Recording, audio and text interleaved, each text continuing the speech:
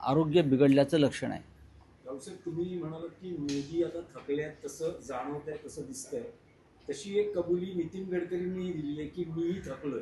भले आता नवीन स्टेटमेंट येत आहेत की माझ्या विधानाचा विपर्यास नाही बघा, नितीन गडकरी त्यांच्या विधानावरती भाष्य करायला समर्थ आहेत.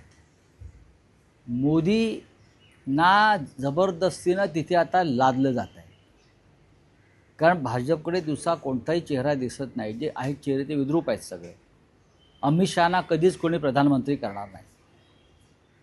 अमित शहा त्यांची किती इच्छा असली, त्याने किती कारस्थानं केली, त्याने किती पक्ष फोडले, त्याने किती खासदार गोळा केले, त्याने किती मोदींच्या विरुद्ध स्वतःचं गँग निर्माण केली खासदारांची, तरीही त्यांना कोणीही देशाचं पंतप्रधान होऊ देणार नाही, हे लक्षात घ्या. त्याच्यामुळे मोदींना चालवलं जात आहे.